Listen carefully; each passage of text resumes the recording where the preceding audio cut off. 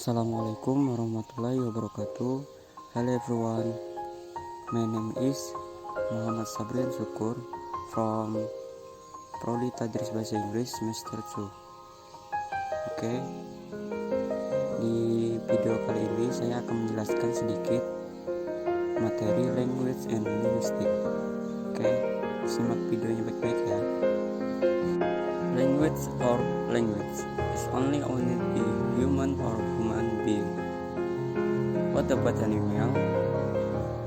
Animal do not have language but have a means of communication.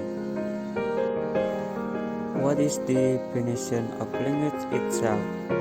Language or bahasa is a system of arbitrary vocal symbols used for human communication. This definition is taken from Project Definition. The nature of language needs a question from single explain definition. Number 1. Language is a specific human characteristic that makes them different from other creatures, say animal and plant. Number 2. Language is a main tool of communication. Number 3. Language is a method of human communication, either spoken and written. Number 4. Language, a system of conventional spoken, manual or written symbol by means of which human being, as member of social group and participant in its culture, express the self. Number 5. Language is a system of arbitrary vocal symbol used for human communication. The term arbitrary does not mean that everything about language is uncreatable, for language do not vary in every possible way. Arbitrary Manasuka does not mean that everything about language is predictable, because it varies in a possible ways. The term arbitrary is the same as Manasuka. When someone agrees to name an object and language is formed, so the language grows, develops, and sometimes if there are no speakers, it could be that he has lost that which is what is meant arbitrary. Language is a symbolic system in which we are associated with objects, ideas, and action by compression. Jadi teman-teman, suatu kata akan menjadi bermakna ketika sudah disepakati.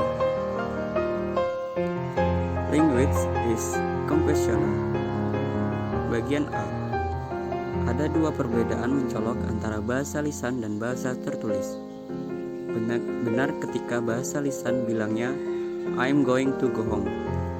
Oral, which I'm going home atau I'm gonna home. Atau bisa juga dengan gaya lain, it's okay sejauh penutur pertama dan penutur berikutnya memahami. Berikutnya B. Bahasa lisan cenderung lebih fleksibel dan sering digunakan dalam percakapan sehari-hari, meskipun kadang kurang gramatikal. Tidak apa-apa, sejauh penutur menyampaikannya pada pendengarnya atau mitra tuturnya paham walaupun ada kekurangan secara gramatikal. That's okay. Yang penting bisa menyampaikan makna atau maksud dari penutur tersebut. Itu yang dimaksud dengan language is compressional. Tapi, meskipun kurang gramatikal, kalimat ini sering digunakan karena sang penutur sudah terbiasa menggunakan kalimat tersebut dan seolah-olah menjadi kebiasaan yang membudaya. Example, written, I'm going to go home. Oral, I'm going home. Oral 2, I'm now.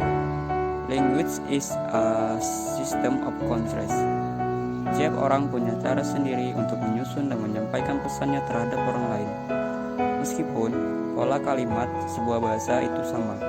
For example, language is a system of system adalah semua pola yang terdapat dalam kalimat itu, baik pola kalimat keseluruhan, hasil bergabungan, frase tadi maupun pola frase yang membentuk kalimat itu sendiri.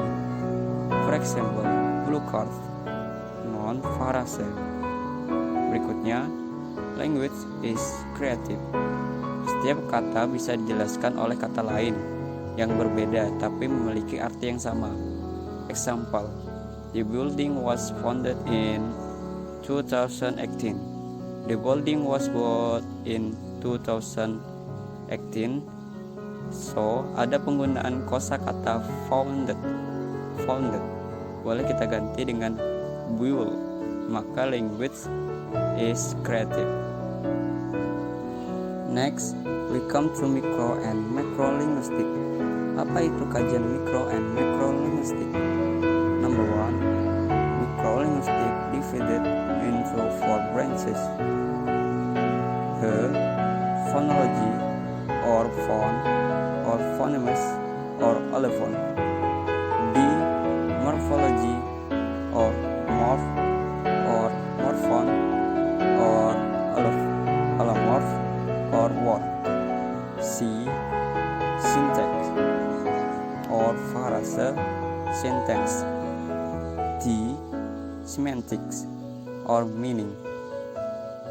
So, ini adalah kajian terkecil dari bahasa yang unsur pembentuknya itu dikaji dari phonology, morphology, syntax, and semantic. Phonology itu kajian tentang bunyi-bunyi. Morphology itu kajian bentuk. Syntax adalah kajian tentang frase and sentence. Dan semantic adalah kajian tentang makna. Berikutnya, macrolinguistik adalah hubungan bahasa dengan bidang ilmu lainnya atau interdisipliner dengan bidang ilmu lainnya. Nah, macrolinguistik seandainya kita mengkaji bahasa dengan mind, maka kajian itu adalah psikologistik, hubungan bahasa dengan society, maka itu sosialinguistik. Bahasa dengan brain, maka kajian yang dilakukan adalah neurolinguistik. Kemudian discourse analysis, ini kajian teks linguistik yang hubungannya dengan konsep in which language is used.